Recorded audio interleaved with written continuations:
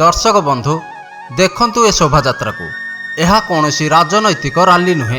यह हेउछि जणे शिक्षकक अवसर नेउथिबा समयर दृश्य। आ जहाँ को एभली शोभायात्रा रे निया जाउछि से हेउछंती जणे खेल शिक्षक। एठारे सूचनायोग्य कटक सदर ब्लॉक स्थित माँ तारिणी नोडाल विद्यालयर खेल शिक्षक श्रीजुक्त विश्वविहारी जेना गत 40 वर्ष हेब एठारे शिक्षकता करुथिले। हेले गत मार्च मास 31 तारिख रे से स्कूल रो अवसर नैथिले। एहा परे तांको छात्र माने 30 रु ऊर्ध्व बाइक रैली करने सहित बाजा बजई तांको प्रिय शिक्षकों को पगड़ी पिंधाई खोला जीप रे बसाई आखपाख साही रे रोषणी करी बुलाइथिले।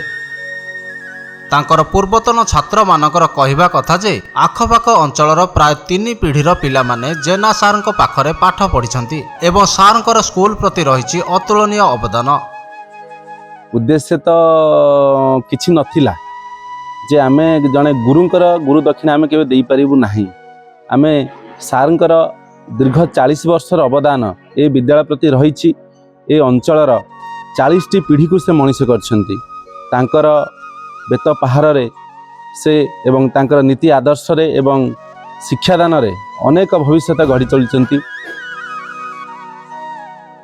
सेथिपाई आखपाख अंचल रे तांको प्रति रहिछि अजस्र भल पाइबा और यथेष्ट सम्मान।